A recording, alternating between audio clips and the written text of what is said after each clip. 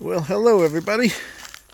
Today I am going to be doing a walk around on my Jeep, kind of go over a little bit of a history of it, everything I've done to it, all the current mods, and kind of go over a little bit over the past mods that it's had. I'll probably do the past mod near the end of the video, and I'll try to stab in some pictures and just to kind of show you what I'm talking about with how it's come. It did start out completely bone stock, and now it's on, well, I'm going to start with the tires, a 41.5 by 1350 by 17 inch Pitbull rockers on KMC Machete beadlocks. Real beadlocks, not the fake things. I'd kind of go and delve into the most recent and most expensive build of it all. I have an L86 with an 8L90E. For those of you who don't speak LT talk, that is a 6.2 liter out of a 2015 Escalade. With a similar kind of transmission, the transmission was out of a 2016 Escalade. It's an 8-speed automatic with a 420 horsepower 6.2 liter. Some think it's an LS. It's actually the next generation newer. A lot of different things on the technology. I primarily use the RPM Extreme kit in combination with the Motec battery tray. Please ignore my wiring, I haven't gotten to that yet. And along with a Motec ECU and TCM holder. The RPM Extreme kit comes with an aluminum radiator and a whole bunch of extra add-ons. I did have to do the exhaust custom. And now that we got the big, most rumbly part of the addition out of the way, I guess I'll just kind of start from the front and do the general walk around. Up front here, I have a DV8 FS11 front bumper. It's a stubby with a Baja Designs Onyx 6 20-inch light bar. This light bar is actually incredibly bright. With the winch that I have on there is a Ramsey 9.5i. It's like a 9,500 pound winch with the rigid truck lights. I went ahead and went with the non-heated ones. At the time I was living in Colorado, but I am now in Oregon, so I really don't need it heated. And just a little bit of a windshield wiper cleaner, some de-icer, and it takes away the fogging up or icing up effect. What I have next here is I'm going to go ahead and cover. I've got a Dana 60 out of a 93 F350 that has 538 gears. I forget what brand they were. I was pinching pennies at the time and got the gears off of eBay. I believe they're Evolutions. I could be mistaken. I have an ARB air locker in there with East Coast Gear Supply chrome mollies, Yukon super joints, you see right there, Yukon hardcore lockouts. Those things are amazing because if you ever break one, they default to lock. I have a Curry anti-rock in the front. I also have one in the rear. I also have air bumps, King air bumps, along with the Evo bolt-on coilover kit for the JK. This is a 2012 JK Unlimited, which is 4-door. For those of you who don't know what that means, it's a Sahara model. Throughout life, it's changed up a whole lot in different ways. For the steering, I'm running a 6-inch PSC Ram Assist with a PSC power steering pump, a reservoir you may have seen there, and a PSC box that is ported. I thought I got the big bore. I wasn't paying attention to what I was ordering, but that actually worked out in my favor because had I gotten the big bore, it would have interfered with the water pump on my LT swap. I don't know if you can see. If you look right down there, you can see my steering box. It's a little dirty, but the water pump for the LT is really close to it, and I've got like a 1/4 inch gap. The big bore, it would have hit and collided. So I am running Adams drive shaft. They were currently resized for the V8 swap for my V8 swap by Walker Driveline in Central Point, Oregon.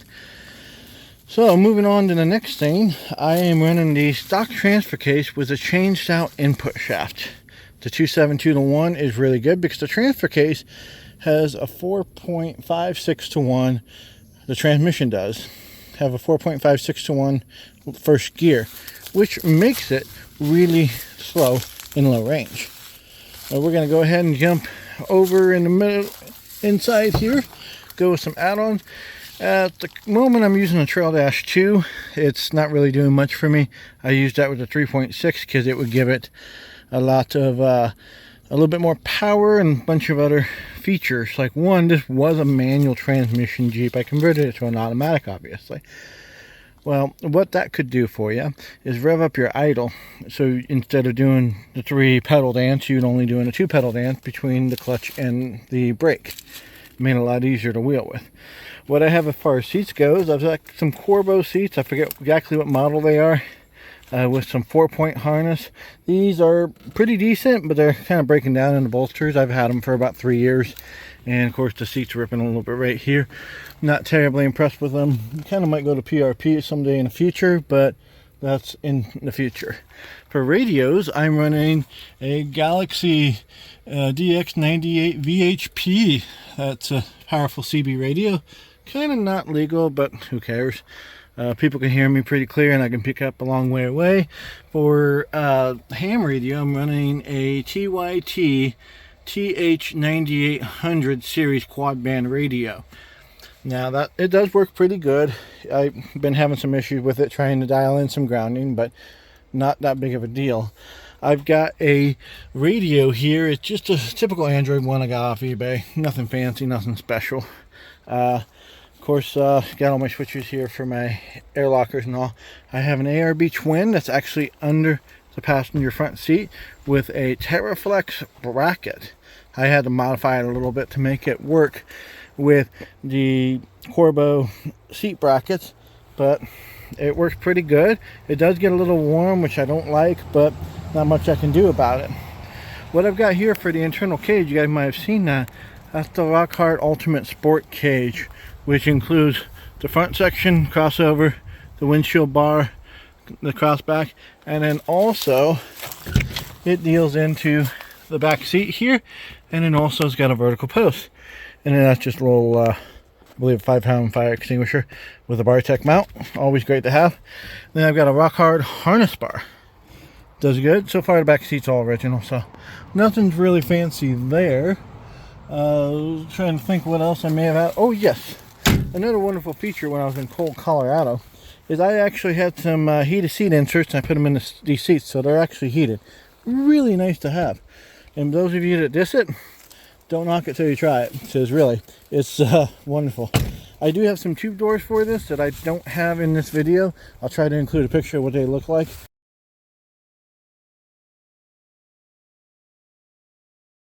But you guys might have noticed this. Those are for my mirrors, my Rugged Ridge mirrors that I use for that. The top is a Trek Top Pro Hybrid. Basically, it utilizes real glass in the back car here. And this is getting too close and rubbing on a bunch of rocks and beating it up. What I've got here for flares are Smittybilt XRC flares. They're really cheap flares. They're metal. And, you know, they're not bad. Probably one of the cheapest pieces I have on here. But, you know, it works. It works good for what it does. Now, in the back here, I've got the King air bumps. As you can probably see there. I've got King coilovers. It's the Evo bolt-on kit with Curry anti-rock. What I have for a rear axle is the 2005 GM 14 bolt, or AAM 14 bolt rather. It's commonly referred to the GM because not much has changed other than the width. This has factory disc brakes. I even have the parking brake hooked up to the original handle. They won't work very well. I still have more adjustments to do.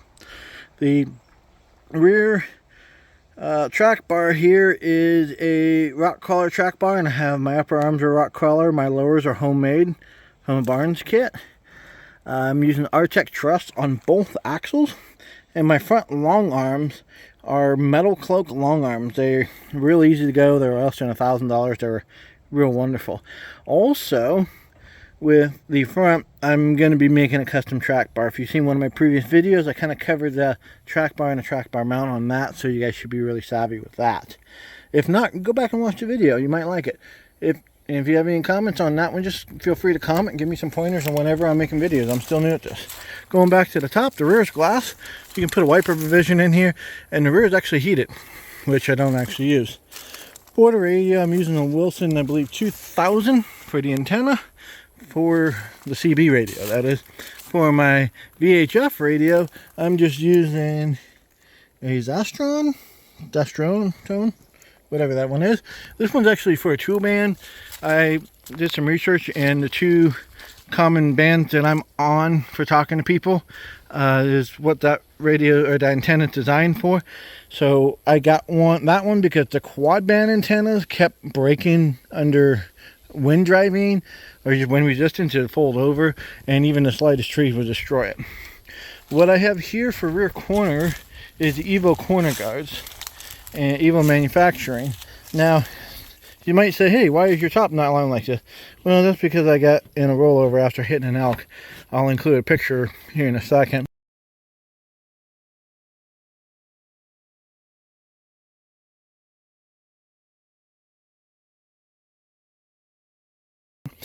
But that was a rollover that had happened and destroyed my body, and I didn't take the time to fix it. I just threw this armor on as a fix-all, and then I threw some back brake lights with backup lights integrated in the center. These are actually brighter than stock ever would be. But that's all I've got going on in the rear. I've just got a cheap Amazon $40 recovery point that goes into my tow hitch. My tire carrier, small story behind that. A good friend of mine wanted my Evo Pro JKU rear tire carrier. He was only running 37s. It's rated for 37s, even though I had a 40 on it at the time and it wasn't showing any damage. So I saw this design off Instagram. Not my design. I don't know the person who did it. I'm not going to take credit for it. I'm not going to build this for people to make money off of it. So if you want to build it for yourself, you can. That doesn't interfere with any kind of design copyright. But basically, my friend made this up and then traded it for me. So these welds and this work is not mine. It's about the only thing on the Jeep I did not do. And yes, I'm one of those few people that actually carry a full-size spare. And just in case I ever want to break my back picking that thing on and off, because that's about a 50-pound combination right there. Not very fun.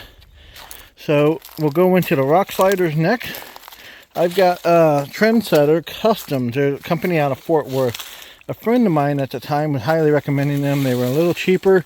And then we went into the venture of shipping them to my house. And, well, I kind of made up for a cost difference. Shipping's very expensive if you don't have a commercial account. So if you're thinking about shipping something heavy commercially, don't do it. It's expensive if you don't have a commercial account. If you do have a commercial account, then yeah, it's really cheap, easy to do. As far as the Under Armour goes, I've got Rock Hard's fuel tank skid plate. And at the moment, all I'm running is the stock transfer case skid plate. I've got to make one for my transmission and oil pan. I think Rock Hard has one that will work with a little bit of modification. I don't know. That's the thing about getting into big old V8 territory, is you just never know who has what, and it's still new. And of course, I got a little stubby radio antenna for my radio. It just did have satellite radio, but that Android deck does not pick up on that with the original antenna, so that's pretty much useless. People make comments that if you do this V8 swap, none of your stuff works. My cruise control works, my AC works, everything works practically like factory. I just have a bunch of add-on gauges and stuff because I like to really monitor things. I'm sure there's a lot of stuff that I am forgetting at the moment. I am trying to remember everything I've done to this, but at the moment that might very well be it. The rear gears are USA gears, and I got them on sale on Amazon. I'm always looking for a good sale, because when you're building things up to this level, ooh, it gets expensive, as most of you probably know. And well, like the rest of you, I work full-time job and have to save every penny I can just to be able to do the fun stuff. And this V8 is going to put me in debt for a while, so I'm going to be paying on that one for a little bit. But it's the only way you can afford wonderful things like this. Now with this one, I did say I converted it from a manual to an automatic, and I did have to add a transmission cooler. Now if you guys want links to any of this stuff that I used, feel free to comment, and I will edit my description and put all these links in. That way you guys can go in and do what you want. I forgot I didn't delve into the steering too terribly much. I'm using the Barnes 4-wheel drive time kit. It's a custom made steering. And so basically you cut it to fit and use the Heims. I never painted it, which is why it kind of looks dark brown like that. I am going to be stripping it down here soon and repainting it, simply because I want to have it looking good and not rusting, especially now that I'm in a higher humidity area of the US.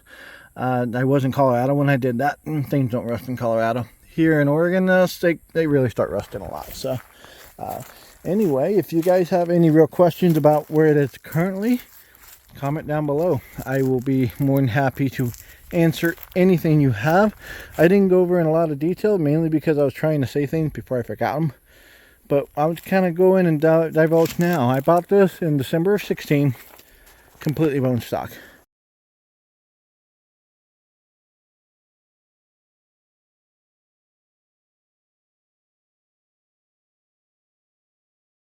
The very first mod I ever did to this Jeep, I actually still have it on here. I glanced over it. I didn't talk about it on purpose because I want to talk about it now. And that is this American flag fuel cover. Because, you know, we all need to be patriots. But it started out bone stock. I actually had a 4.5-inch set of coils for it. Some shocks. They were Rubicon Express. Got for super cheap.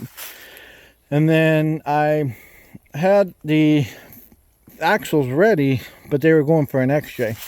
So before I even bought this, I knew I was going to do a 1-ton swap on it. So because of that, I never wasted money on the axles or really anything that wasn't going to get me straight to the 1-tons.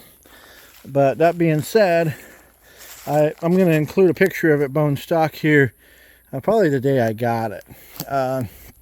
So I was getting antsy like a lot of us do. I wanted to lift it, so I bought some Rubicon springs and spacers from a friend, and then I went ahead and gave it a spacer lift, which I'll include a picture of what that looks like.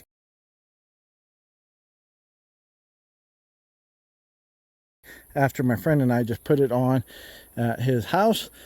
And then after that, I got a little antsy and found a really good deal on some Nitto G2 Terra grapplers.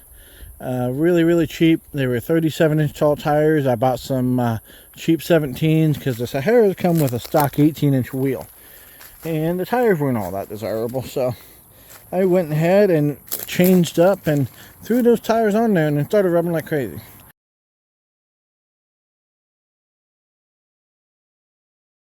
Then I went to an Evo Plus Ride 3-inch coil spring, and I will drop a picture on what that looks like right here.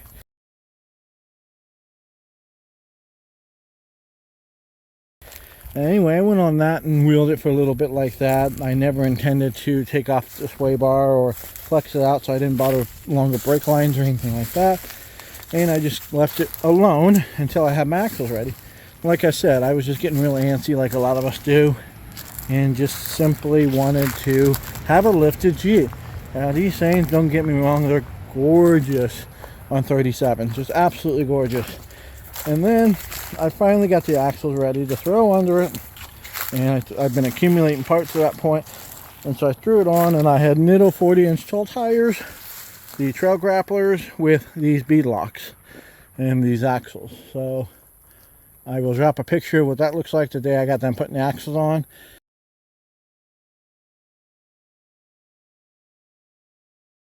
And then on my first trip out to Moab, I rolled my Jeep after hitting an elk on the passenger front side. I will drop a picture on what that looks like right here.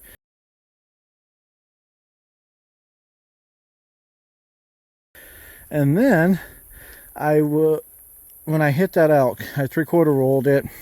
Insurance cut me a big fat check. They said they're fine with me doing my work because none of my stuff broke. So I started ordering up a whole bunch of stuff, and my hard top was destroyed, so I went with a soft top because my cage is slightly tweaked. In fact, actually, if you go and look right here, you can see where it's tweaked still to this day.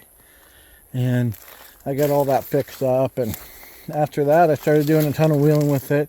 Went to Moab several times after that, drove it around, and then I started getting antsy, wanting bigger tires.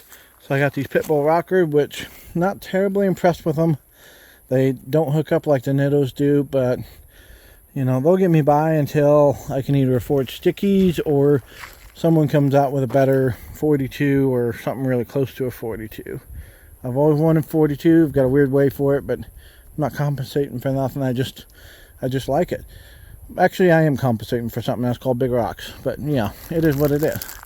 But anyway, I have a lot of future plans for this thing, and after I put these pit bull rockers on there, I did V8 swap was one plan. My next plan is at some point I am going to go with a double triangulated rear long arm. I'm going to do either a Gen Right fuel tank in the back or a fuel cell in the back in the cab. I haven't quite decided yet. I am going to outboard my rear coilovers because the Evo bolt-on kit, while they are amazing and wonderful and a drastic improvement from any shock and coil combination out there, they are just not up to the full potential a coilover can be because they're 2.0s. The rears are a 10, the fronts are 12s. They are great, but there's better. What I would like to do is do 14s all the way around, 2.5 fully adjustables. That way I can just dial them in exactly the way I like it. And that means I'm going to tower the front, outboard and tower the rears. And the front, the suspension is pretty much going to stay the same with the exception of bigger coilovers and maybe a different towering location. And who knows, maybe I'll get crazy and put a triple bypass shock right next to the coilovers as well and just get really reckless with it. I mean, you never know with something like this. We all want to do it our own way. I do want to put some backup lights on it just in case someone comes in with their brights, and also if I'm backing up in the dark because, you know, it's dark. So you want a lot of lights back there.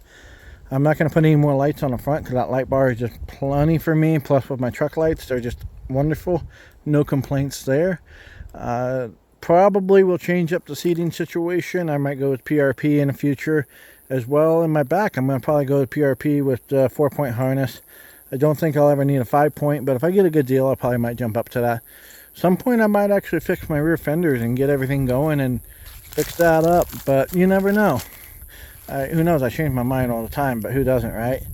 Anyway, if you guys have any questions, feel free to comment below. And as always, keep following for more content. Hit that like, that share, that subscribe. Do all those wonderful things you want to do. Or don't. That's your prerogative. Kind of doesn't matter to me because I'm not going to know who you are unless you comment. So anyway, thanks for watching. I really appreciate it. Really appreciate my beginning viewers. I don't think I have many of you. I think right now at this point it's like 16. But, you know, everybody's got to start somewhere. So anyway, hope you like it. If you want more detailed videos and more close-ups of stuff, please request below. I'm always looking for things to make content with to really help get my channel going. There's only so many things I can think of. And so go ahead and comment and tell me what got going on. Oh yes, one other thing I completely forgot. I have a J8 brake booster and master cylinder. It's kind of a must-have for these 1-ton axles. Anyway, I don't think I forgot anything else. I'm pretty sure I did forget something, but who knows. Maybe for a later video I'll probably cover even more. Anyway, thanks for watching. Have a great day.